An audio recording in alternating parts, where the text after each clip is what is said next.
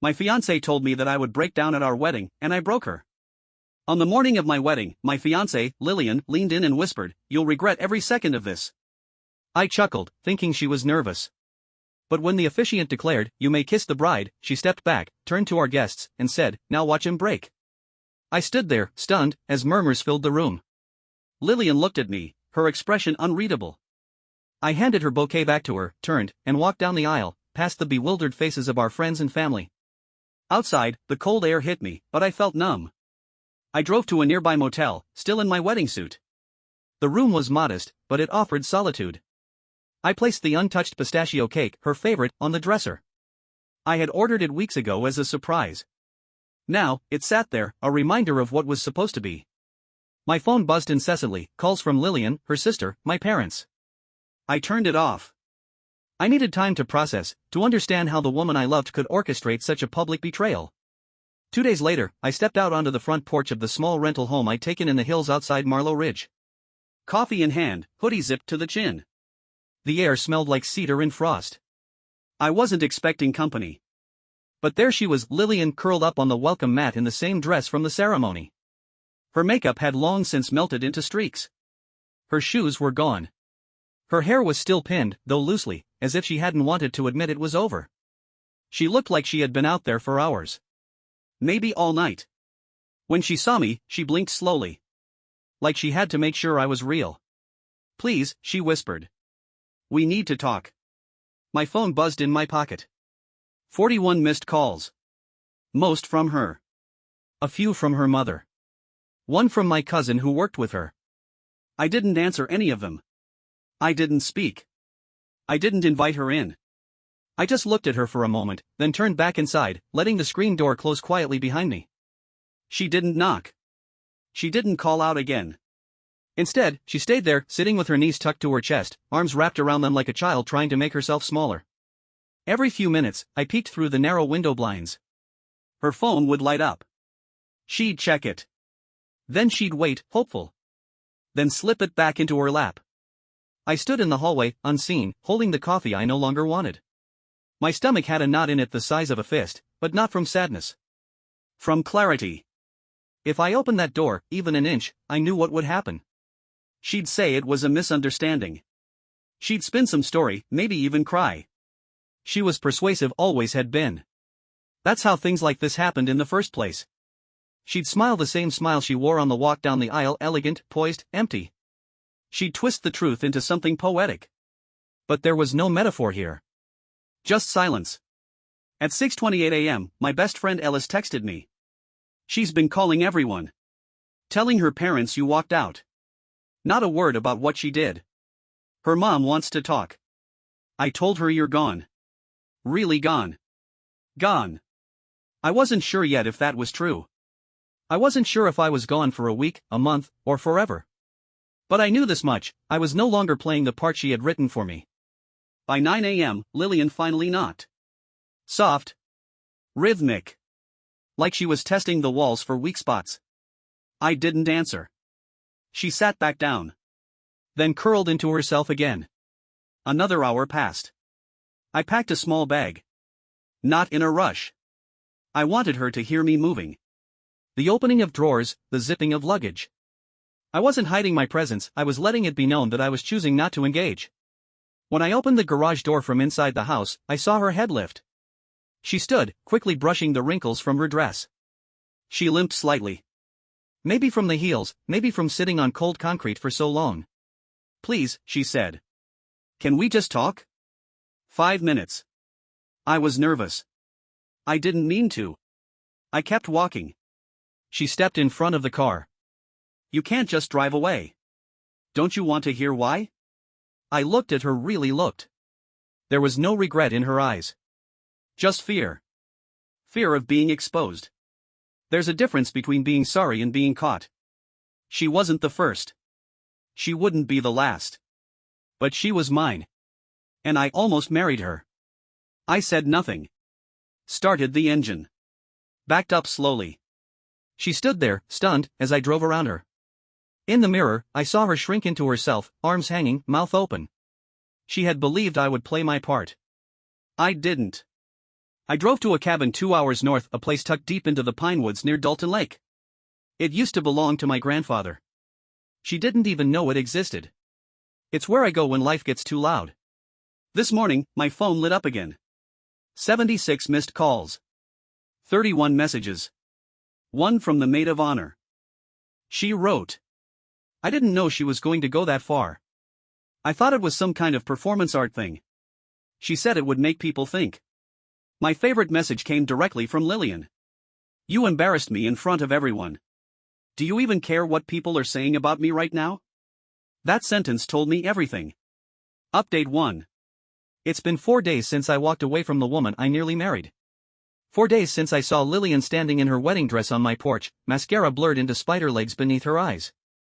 4 days since I drove around her like she was a traffic cone on a road I no longer traveled. She had underestimated silence.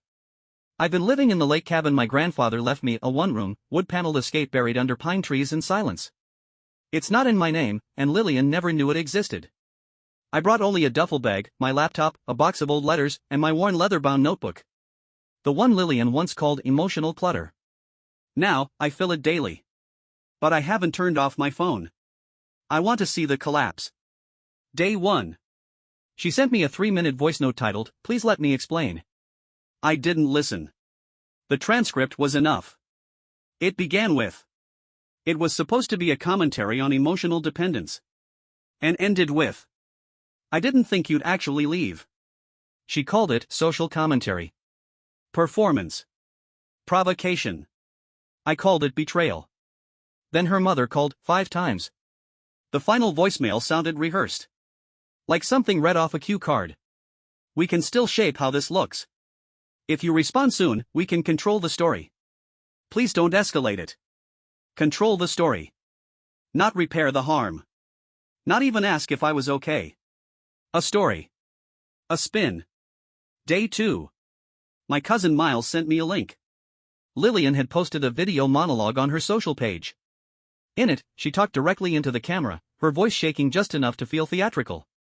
She titled it, Why I Walked Away from a Love That Wasn't Honest. She implied she'd left me at the altar.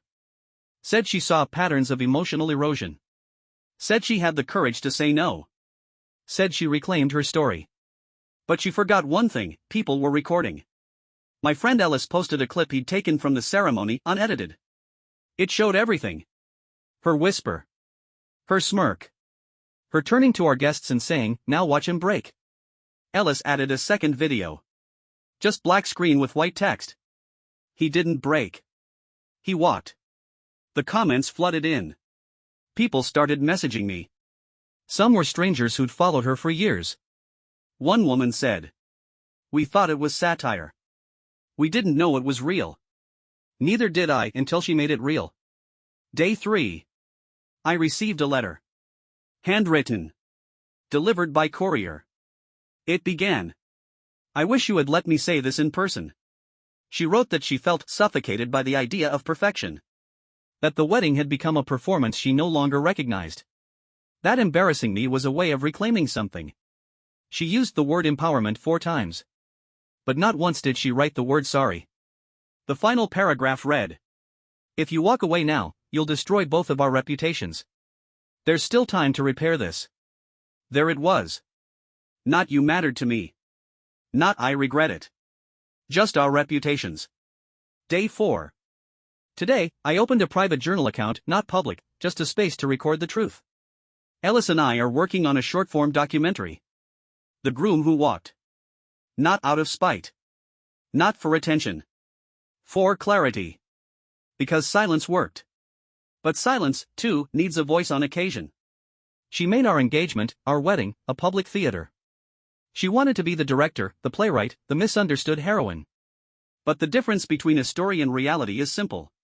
Only one leaves scars. And I carry mine in ink and memory. She'll carry hers in pixels and playback. But the unraveling wasn't done yet. 3 months earlier, a flashback. A client from 2021 reached out. Wanted to meet over lunch to discuss a business concept. Midway through, he asked if I still lived at our old place on Clayridge Lane. I told him we'd moved almost a year ago. He raised an eyebrow. Strange. Your fiancé listed that address on a new lease application. I figured you still lived there. A lease? That night, while she slept, I opened her laptop. Same password since college. In her downloads folder was a folder named Autumn Exit Plan, Final. Inside were a signed lease for a one-bedroom unit, a checklist titled New Start, a draft letter to our HR department stating we were separating amicably, a document detailing the annulment process, and one labeled Financial Steps Post-Wedding, dated 6 weeks before our wedding. I didn't confront her. I copied everything, encrypted it, and mailed it to a legal contact I trusted. I was raised by a father who once told me, if someone makes you feel like you need to look over your shoulder, trust that feeling. So, when she stood at that altar and tried to rewrite my story, she didn't realize I had already written my ending. 2 days ago, I received a request to meet not from Lillian, but from her father. I hadn't spoken with him since our engagement dinner. He was quiet that night, almost distant. Now, he wanted to talk. We met at a diner just off Highway 12. Neutral ground. I arrived early. He showed up wearing a dark overcoat, his hair a little more gray than I remembered. He ordered black coffee. Then he sat silently for a full minute before asking, "Tell me what you found." I slid a flash drive across the table. I didn't speak. I didn't need to. He didn't open it then and there. Just tucked it into his coat pocket and nodded. Then, he pulled out an envelope and placed it between us. Inside were 2 things, a notarized legal document and a letter. The document stated that Lillian's trust, including her shares in the family business, had been reassigned. Her inheritance revoked. The letter was short. If you are reading this, it means she made the decision I feared she might. My estate is no longer part of her future. This is not vengeance. This is protection for you, for your integrity, and for any children that may have come from a future she tried to manipulate. I'm sorry. You deserved more. He stood and left after that. Didn't finish his coffee. Didn't say goodbye. I think he grieved in his own way. But that wasn't the end. 3 days ago, I received an anonymous email. Subject line, check her storage unit. No signature. No explanation. It took me hours, but I tracked it down, a unit registered under the name of one of Lillian's college roommates, paid in cash. She must have assumed it would never be traced back to her. Inside were 7 boxes. Each one labeled in her handwriting. There were altered photos of our time together, edited text threads, with certain responses removed, flash drives with voice memos, a binder titled, Insurance. Inside that binder were, a burner phone with hundreds of messages between her and someone referred to only as R. A receipt from a private investigator. Notes outlining how she might frame a narrative post-wedding. A timeline for a legal separation and coordinated media outreach. It wasn't just public humiliation. It was a rehearsed exit strategy. It was reputation warfare. She had planned to control the aftermath of our wedding as carefully as the ceremony itself. Only one thing ruined it, I didn't respond. She wanted me to lash out. To send bitter texts. To raise my voice. To collapse publicly. To give her material. But I didn't. So, there was nothing to weaponize. Today, I mailed the full contents of that storage unit to 3 people, my attorney, the managing partner at her firm, and her father. Her employment contract included a strict conduct clause. She was a public representative for her company, the kind that appears in quarterly briefings, on panels, in webinars. This morning, she was terminated. Not suspended. Not placed on leave. Terminated with cause. Her name vanished from the company site before noon. Her upcoming events, cancelled. Her email deactivated. I didn't gloat. Didn't text her.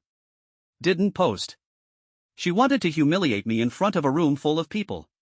She wanted an audience. Now she has one. But the stage looks very different. She'll spend the next few years explaining herself to people who were once proud to know her, spinning versions of events that no one is interested in hearing anymore. As for me, I stayed in the cabin for another week. Each morning, I wrote in that same old notebook. Some pages were about her. Others were about the version of myself I'd nearly left behind, the one who would have accepted that kind of manipulation because he believed love meant endurance, no matter the cost. Now, I know different. Love isn't about enduring disrespect. It's not about rewriting your voice so someone else's script sounds better. And it's never about staying quiet so someone else looks noble. Epilogue. Ellis and I finished the documentary. It's 15 minutes long. No slander. No attacks. Just footage from the ceremony, stitched with reflections from people who saw it happen. The truth, plain and simple. We called it, The Man Who Walked Away. We didn't release it publicly. We didn't need to. Just shared it privately with people who deserved clarity. Her father watched it. My parents watched it. Even the maid of honor messaged me afterward and said, I wish I'd known who she really was. You were brave. But I don't feel brave. I feel calm. Sometimes, walking away isn't dramatic. It isn't loud. It doesn't look like victory. It just looks like peace. And for the first time in a long time I have it. Thank you for watching the video, like it if you watched the video to the end and don't forget to subscribe. Have a nice day.